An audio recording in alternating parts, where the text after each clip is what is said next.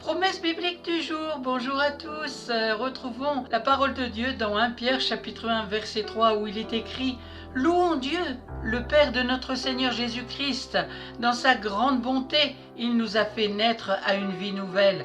En relevant Jésus-Christ d'entre les morts, nous avons ainsi une espérance vivante. » Amen. Aujourd'hui, de la boue, il relève l'indigent, un encouragement. En tant qu'être humain, notre marche n'est pas toujours reluisante. Les chemins que nous traçons ou empruntons sont très souvent tortueux, aussi bien pour notre corps que pour nos âmes. Que l'on soit chrétien ou pas, en ressassant notre parcours, il nous arrive de réaliser que nous courons à notre perte. Cette situation peut être de notre fait ou du fait de proches qui nous influencent. Quoi qu'il en soit, nous ne sommes pas satisfaits du résultat.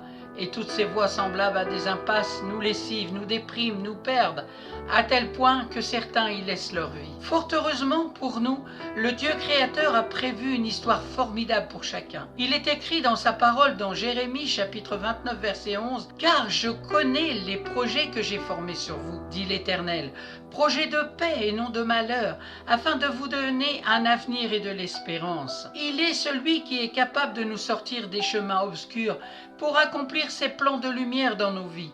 Il est le seul capable de restaurer nos âmes. De la nature pécheresse au salut.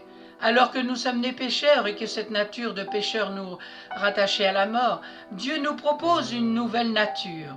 Le péché fait de l'humain un indigent, mais de la boue du péché, Dieu fait de l'indigent pécheur un juste.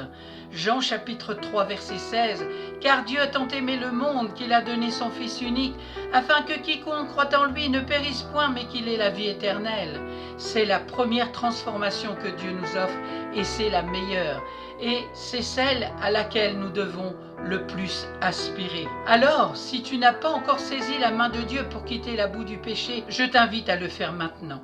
Une marche sans Dieu est une marche incertaine, mortelle et boueuse. Nous avons été créés par Dieu afin d'être conduits par lui-même. Jérémie chapitre 10 verset 23 « Il n'est pas au pouvoir de l'homme qui marche de diriger ses pas. Laisse le Dieu qui t'a créé diriger tes pas, s'il te plaît.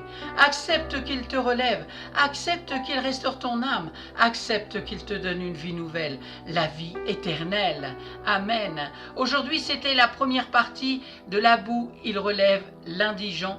Nous avons vu de la nature pécheresse au salut. La prochaine fois, nous verrons du plus bas au positionnement divin. Merci pour votre attention, bonne méditation, bon courage et je vous dis à très bientôt. Prenez bien soin de vous.